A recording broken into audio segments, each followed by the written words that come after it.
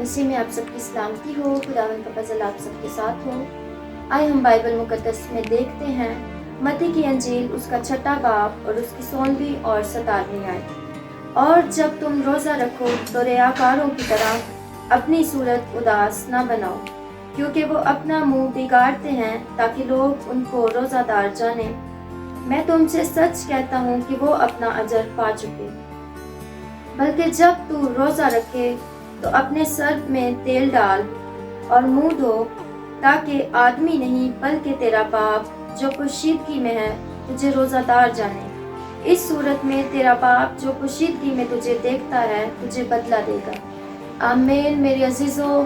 اب جب ہم لوگوں کے روزے چل رہے ہیں، ہم خداوند کی شکر گزاری کرتے ہیں، تو خداوند کا کلام ہمیں سکھاتا ہے کہ جب تو روزہ رکھے تو اپنی صورت اداس نہ بنا۔ ہمیں اپنی صورت اداس نہیں بنانی، ہمیں ریاکاروں کی طرح اپنی صورت بگاڑنی نہیں، اپنے چہرے نہیں بگاڑنے، اداس نہیں ہونا، بلکہ ہمیں خدا کی حضوری میں شادمان رہنا ہے۔ جب ہم نے روزہ رکھنا ہے تو ہم نے خوشی کے ساتھ روزہ رکھنا ہے،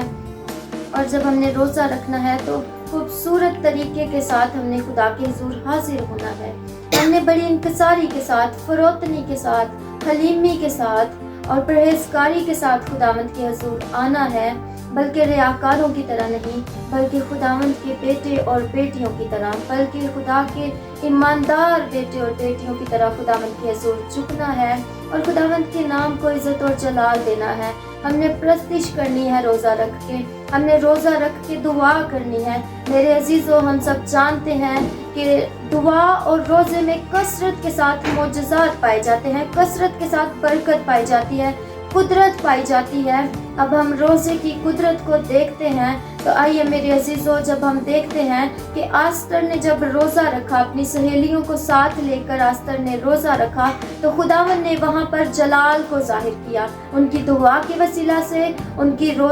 کے روزہ رکھنے کے وسیلہ سے خداوند نے اپنے جلال کو ظاہر کیا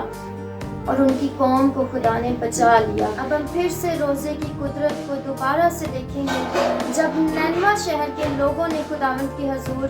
روزہ رکھا، بلکہ اس سے پہلے کہ وہ روزہ رکھتے، جب ان تک یہ خبر پہنچی کہ خداوند انہیں ہلاک کرنے کو ہے، تو میرے عزیزو، انہوں نے روزہ رکھا، انہوں نے ٹاٹ اوڑھ دیا، وہ بڑی انکساری کے ساتھ، پرہیزگاری کے ساتھ خداوند کے حضور جھکے اور انہوں نے خداوند سے التماس کی، انہوں نے اپنا دل خداوند کے حضور انڈیل دیا، انہوں نے روزہ رکھ لیا اور وہ خداوند کے حضور بڑے سچے دل کے ساتھ جھک گئے، اور وہاں پر خدا نے اپنا جلال ظاہر کیا، اور خداوند کا قہر بھڑکنے سے، خداوند نے اپنے قہر کو بھڑکانے سے ان پر باز رکھا، اور خداوند نے ان پر اپنا شفقت والا ہاتھ رکھا، اور شفقت والے ہاتھ کو بڑھا کر خداوند نے ان سب کو معاف کر دیا۔ تو میرے عزیزو، آج ہمیں روزہ رکھنے کی ضرورت ہے اور خداوند کے حضور سچے دل کے ساتھ آنے کی ضرورت ہے، کیونکہ میرا اور آپ کا خدا روزے کے وسیلہ سے ہماری زندگیوں میں کام کرنے کی قدرت رکھتا ہے۔ بس ضرورت اس بات کی ہے